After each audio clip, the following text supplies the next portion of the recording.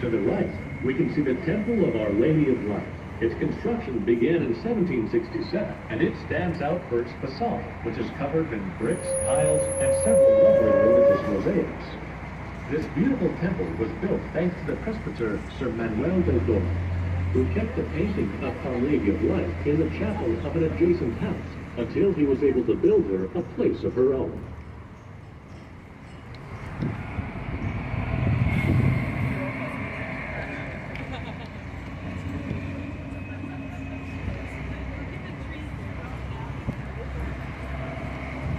Remain seated. Area with very low cables. Please avoid accidents.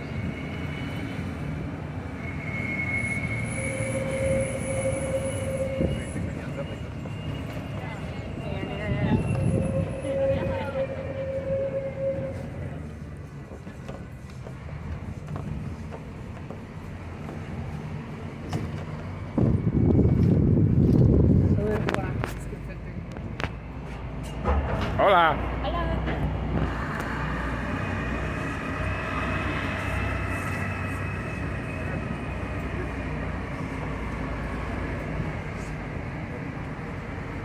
To the right is the Iseo Mojave.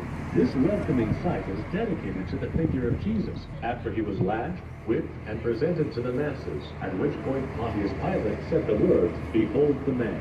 It's located in the El Alto neighborhood, which was one of the Tlaxcaltecas' first settlements.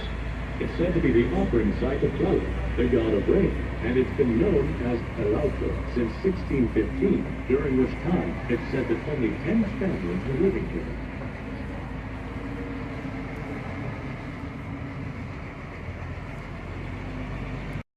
Church.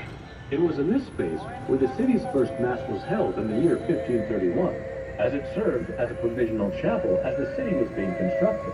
What we see now is part of the structure that was finished in 1714. Inside the temple, there's a lovely chapel dedicated to Saint Helena, which depicts vases with the Madonna lilies, a symbol of the Immaculate Conception.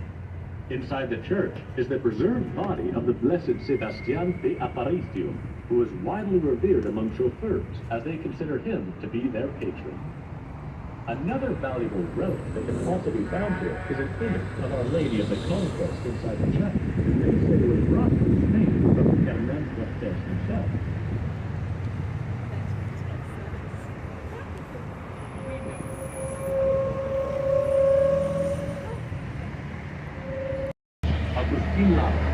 Flora and Edith Marquez, among others, great actors like Joaquín Cordero, Ana Luisa Peluso, and Regina Suárez, and some of the best and most well-known comedians that our country has seen succeed, such as Capulina, Clariazo, and Fernando Sotomayor. In the political arena, we have two former presidents who were poblanos, Manuel Ávila Camacho and Gustavo Díaz Ordaz. And in the intellectual setting, the great writer and journalist, Félix Estrella.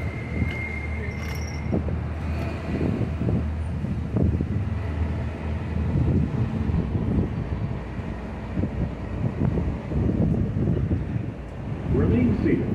Area with very low cables. Please avoid accidents.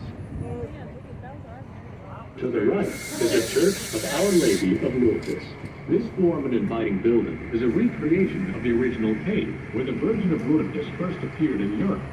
Here, the stone facade stands out, which takes on the look of a rock formation, and inside, there are beautiful colored stained glass windows that allow for natural light to come in.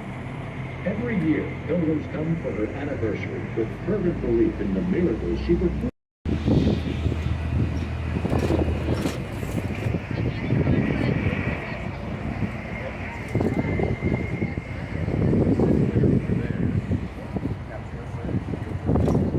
In front of us and to the right, we can see Casa Puebla, which is the state governor's official residence. This is why there are always guards surrounding it.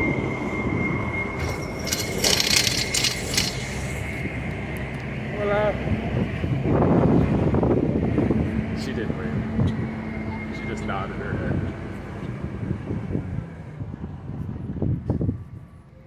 To the right is the Porcelain Museum. Within, it houses a rich history and safeguards valuable collections related to the history of Puebla.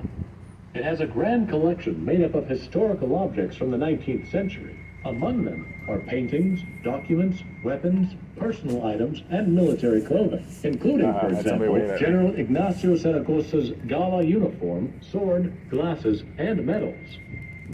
In 2012, as part of the 150th anniversary of the Battle of Puebla, the entire between the two telephone towers, you can see the lovely white-colored dome of Our Lady of the Sacred Heart Church, better known as El Cielo. For its location on La Paz Mountain, this beautiful church can be seen from any point in the city.